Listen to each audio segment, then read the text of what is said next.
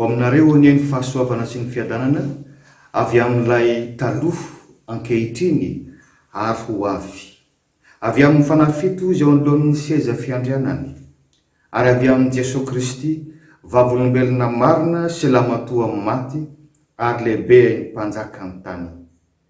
Amen. Dia faly miarabanao matratra izao Pasika 2024 izao. Manasa no ampitiavana iombona amin'izao fanompoam-pivavahana ho fideranan'Andriamanitra sady fangatahana ny fampaherezany izao. Ny salamo 120 andininy 5 ka hatramin'ny 9 no entintsika miantso ny anarany sady midera aza raha teo, ary arahan'ny raha 270 andininy 1 ka hatramin'ny 3 izany. Salamo 120 andininy 5 ka hatramin'ny 9. Hideran'ny Tompo isika manao hoe: Jehova no mpiaro anao, Jehova no fialofanao eo amin'ny ankavananao. Ny masoandro tsy mba hamely anao noho ny andro, na ny volana noho ny alina. Jehova hiaro anao amin'ny ratsy rehetra, eny hiaro ny fanahinao izy. Jehova hiaro anao na mivoaka na miditra, hatramin'izao ka ho mandrakizay. Amen. Tafatsangana tokoa.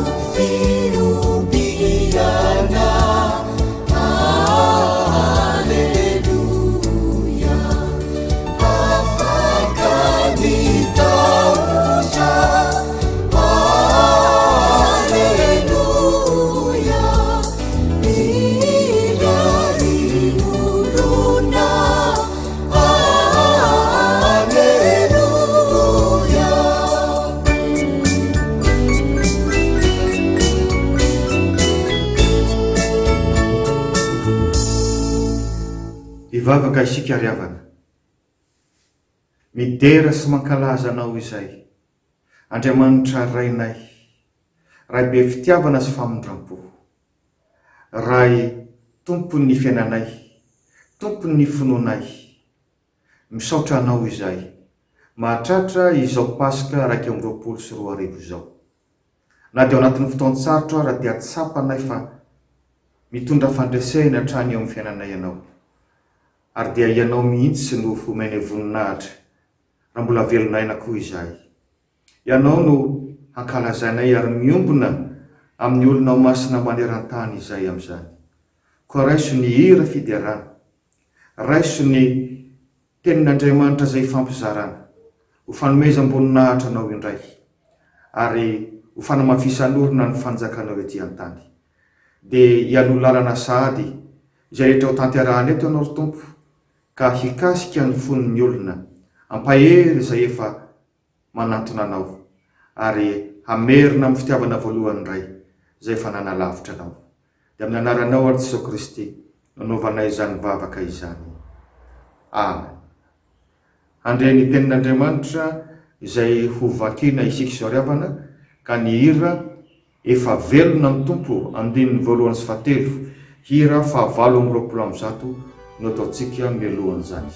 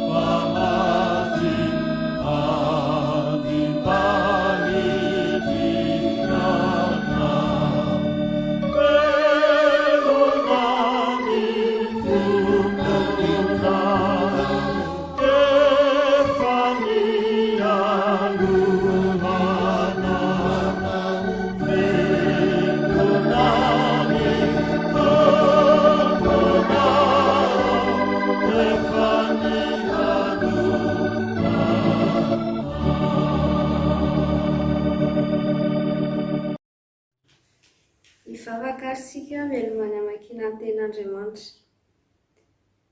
Tiranao izahay rehefa noho ny famindraponao dia velonaina indray izahay.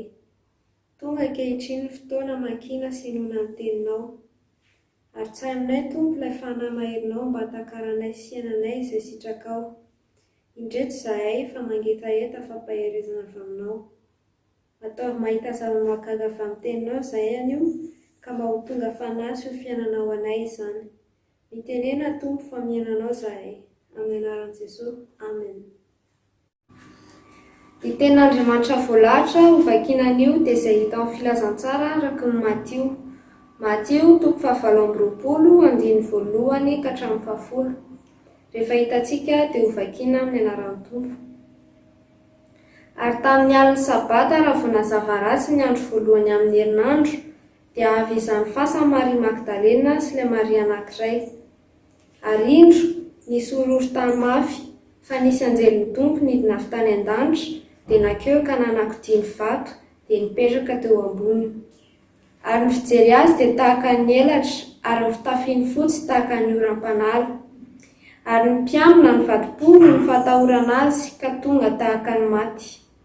Ary ny anjely namaly ka nilaza tamin'ny vehivavy hoe, aza matahotra ianareo, fa fantatro fa Jesosy izay efa nombona tamin'ny hazo fijaliana no tadiavinareo.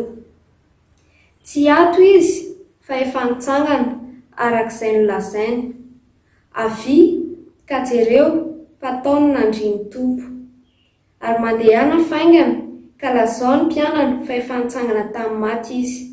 Ary indro mialohanareo ho any Galilea izy, any no ahitanareo azy. Indro efa nilaza taminareo aho. Dia niala faingana tamin'ny fasana izy ireo sady natahotra ny faly indrindra, dia niazakazaka ilaza tamin'ny mpianatra.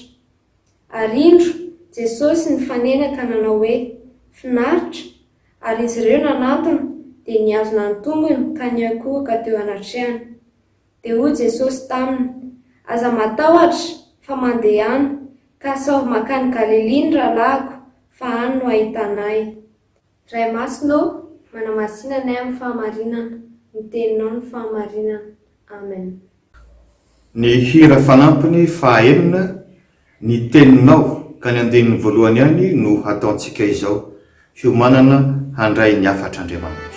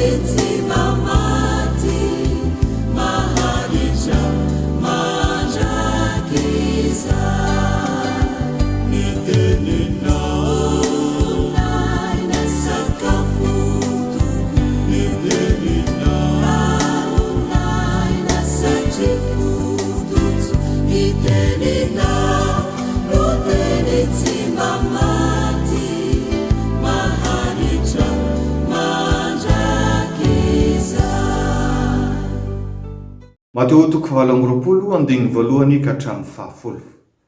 Nakana aloha hevitra hoe nidika ny nitsanganan Jesoa avy tamin'ny maty. Mbola ho aminareo hatrany ny tompo riavana. Efa fantatsika rehetra fa efa nitsangana avy tamin'ny maty tokoa Jesosy Kristy. Anio ho jerentsika manokana, inona no dikan'izany eo amin'ny fiainantsika ankobanandro. Ny dikany voalohany dia izao: tanteraka ny planin'Andriamanitra, tanteraka ny tenin'Andriamanitra. Rehefa nakany amin'ny fasana tokoa, i Maria Magdalena sy Maria renin'i Jakobo, hitantsika eo amin'ny andinin'ny voalohany, vao mandiran-dratsy tamin'ny andron'ny Alahady, satria niomana andeha hanositra menaka manitra ny faton'i Jesosy, izay tokony nataony zoma hariva, nefa tsy azo natao intsony satria tsy azo atao ny mandray faty teo amin'ny Jiosy rehefa miditra ny sabata. Ny sabata Jiosy mantsy dia manomboka ny zoma hariva amin'ny anora. Ka izany no mahatonga azy ireo niazakazaka nakany amin'ny fasana ny maraina ny Alahady mba hanatanteraka izany fanosorana menaka manitra ny faton'i Jesosy izany.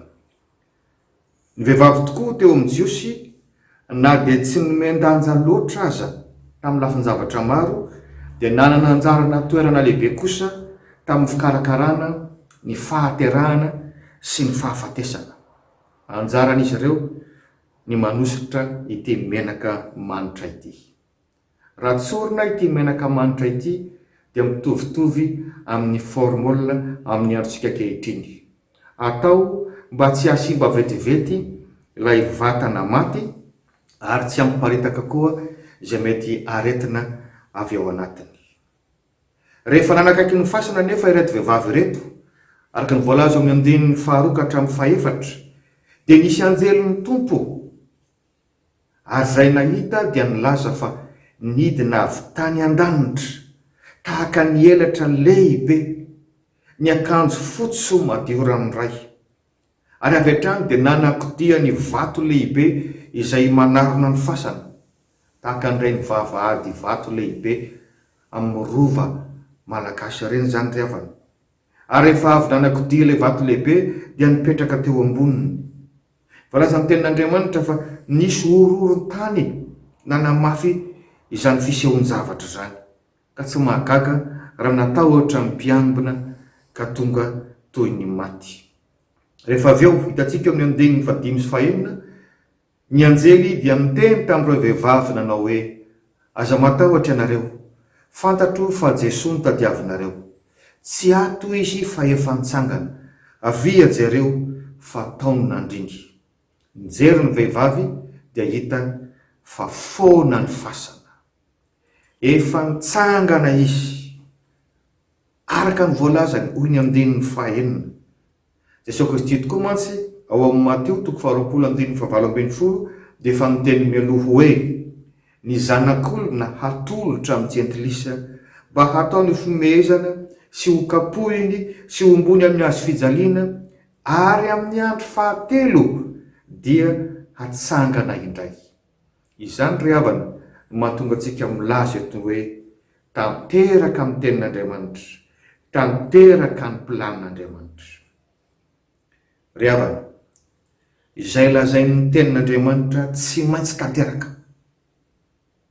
Ankatoavy ny tenin'Andriamanitra dia ho hitanao ny fahamarinan'izany. Miasa Andriamanitra ka tsy misy mahasakana ny fahatanterahana izany planin'Andriamanitra izany. Anjarantsika no miditra amin'izany planin'Andriamanitra izany dia ho mpandresy tahaka azy koa isika. Inona no dika faharoa ny nitsangana an'i Jesosy avy tamin'ny maty? Resy ny fahafatesana. Resy ny fahafatesana.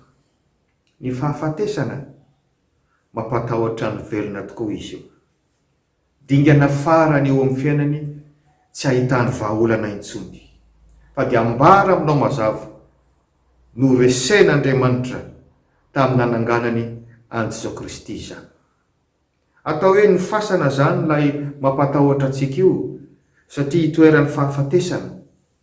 Fa atao anatin'ny ray mpimaso dia nakodia lay vato lehibe manarona izany fasana izany, miaraka amin'ny oro-tany mafy.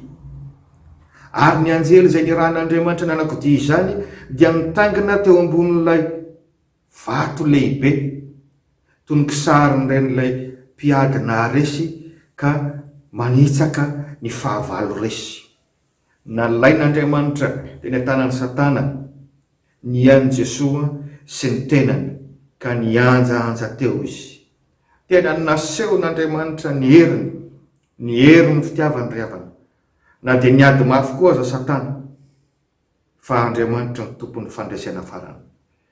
Lay fahafatesana resy ambara eto dia lay fahafatesana mandrak'izay valo ny fahotantsika, araka ny voasoratra hoe ny fahafatesana no tambon'ny ota. Lay fahafatesana mitondra makany amin'ny fahaverezana mandrak'izay. Izay ilay resin'Andriamanitra tamin'ny Paska voalohany, ary omeny ianao maimam-poana izany fandresena izany. Ry havana, tsy misy tokony atahorantsika intsony ety an-tany. Afaka milaza koa isika tahaka an'i Davida hoe Jehovah ny fahazavako sy famonjenako, iza no atahorako. Tsy zavatra mampatahotra ny mino intsony izany fahafatesan'ny nofo izany. Tetezana hatongavana any amin'Andriamanitra ihany izany, fa tsy fahafatesana mandrak'izay, satria tahaka ny nananganana amin'i Jesosy dia mbola hatsangana ao anatin'ny ray mpimaso ny tenantsika, ary dia hitafy ny tsy mety loha. Raha ho avy koa izany fahafatesana izany, afaka milaza tahaka ny apôstôly Paoly isika, ny fahafatesana no hazoko tompony. Dikany fahatelo sady farany, velona sy mahery ny finoana kristianina. Velona sy mahery ny finoana kristianina. Ny zomasina sabotsy masina tokoa dia niafina sy ny tanondrika tany an-tranon'ny apôstôly, satria maty ny tompo. Tahaka ny maty mihitsy ny finoana kristianina, tsy nisy fanantenana intsony. Fa ny alahady vao maraina kosa dia antsika amin'ny 7-9 ireo vehivavy izay tonga teny amin'ny fasana, rehefa nahita fa foana ny fasana, rehefa nilazana fa efa nitsangana Jesosy, ka nirahan'ny anjely ilaza zany vaovao mafaly zany any amin'ny apôstôly. Io ny voalazany amin'ny 9 faly indrindra ny vehivavy ary niazakazaka hanambara ilay vaovao mafaly, velombelona ny finoana. Izany no ilazana aminao hoe velona ny finoana kristianina. Efa fantatsika fa ny vehivavy teo amin'ny Jiosy tsy mba navelana andray fitenenana loatra, saingy teto dia nasandratry ny tompo ho vavolombelona voalohany nahita ny fitsanganany, mitokisany hitory voalohany ny fitsanganany avy tamin'ny maty. Velona ny finoany, dia ny finoany an Jesosy Kristy ho tompo sy mpamonjy. Izany ny finoana kristianina. Fantatsika koa ny apôstôly rehefa tafahoana tamin'i Jesosy tany Galilea dia tena nahery, tena velombelona, tsy natahotahotra intsony, nitory tamin'ny hery sy fahefana an Jesosy Kristy, dia niroborobo ny fiangonana tamin'ny andron'ny apôstôly, azontsika vakina ao amin'ny bokin'ny asan'ny apôstôly izany. Ry havana, rehefa tena nahitan'i Jesosy tahaka ireto vehivavy reto ianao, matoki fa handray fifaliana koa. Tsy vesatra ho anao intsony zany hanompo an'Andriamanitra izany, fa hiazakazaka tahaka azy ireo koa ianao. Ary tsarovy fa homba anao amin'izany mandrakariva amin'ny tompo, mandra-pahatonga ny fahataperan'izao tontolo izao. Ho azy rery ny voninahitra. Amen.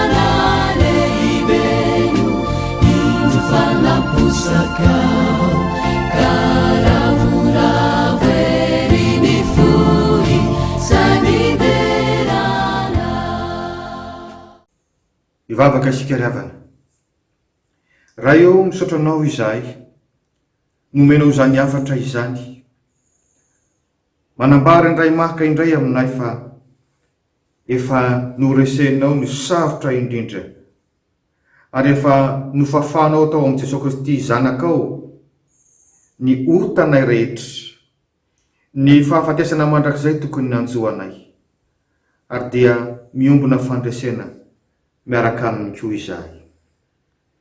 Misaotra ry Tompo ny amin'ny mbola hitokisanao anay tahaka ireo vehivavy tamin'ny fotoan'andro, mbola hanambara koa izany vaovao mahafaly izany amin'ny ankohonanay, amin'ny mpiara-mianatra sy ny mpiara-miasa, ary amin'ny mpiray tanindrazana koa. Tompo, kasio ny fony izay mbola misalasala, indrindra ireo izay nanadino sy nanalavitra anao.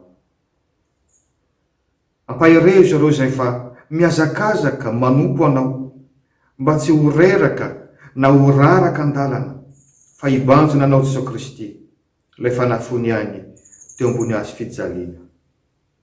Fantatrao ny zava-misy izay manjo anay ankehitriny, manjo ny mponina rehetra ty ambonin'ny tany, dia ty valanaretina coronavirus ity. Tompo, mitodika aminao izahay, ianao no Andriamanitra mahalala sady mahay ny zavatra rehetra, jereo amin'indra fonao izahay.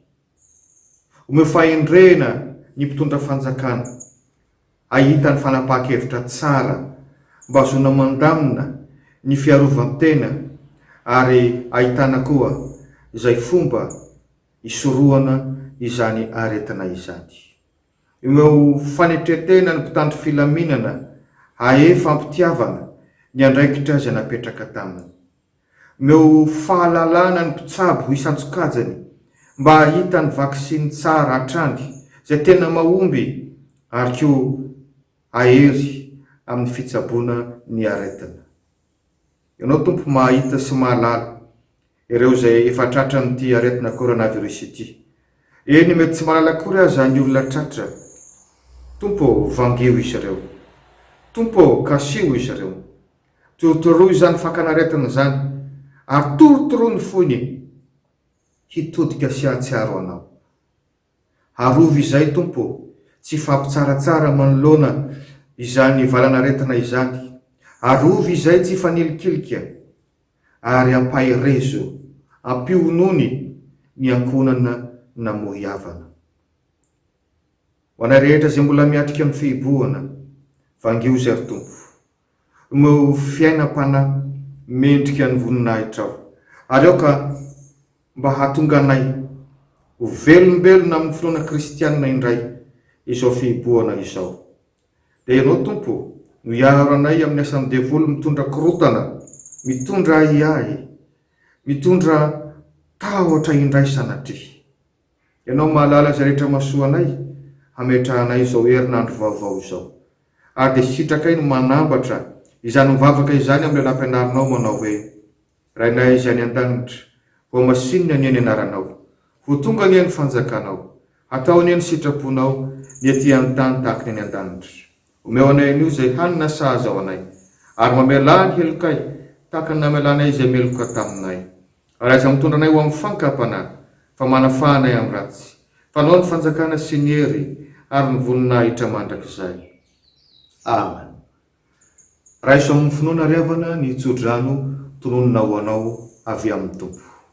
Ary Andriamanitry ny fahasoavana rehetra zay efa niantso anareo ho any amin'ny voninahiny mandrakizay ho amin'ny Kristy, rehefa avy niaritra fahoriana vetivety anareo, izy no hatanteraka sy ampiorina ary hampitoetra anareo. Amen. Jesu apetraka ni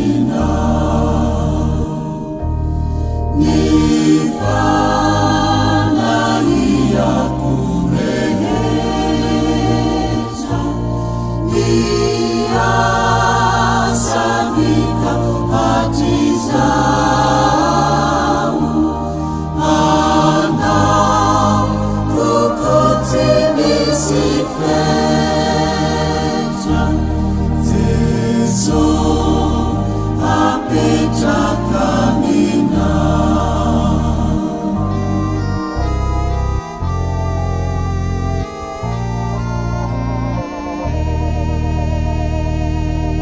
Jesu apetraka ni asa fikelezanana, timi simyafina minau, ni heka talazana. Jesu apetraka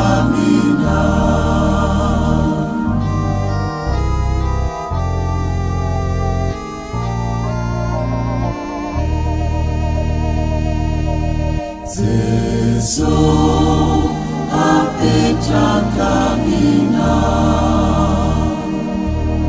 itu kisifanantenana, isi cakamu wakatamu, na azalana ubana. Jesu apetraka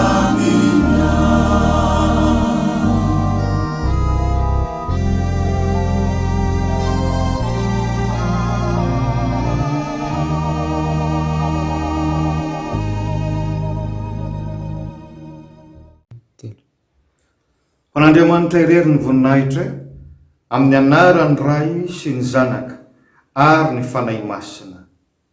Amen.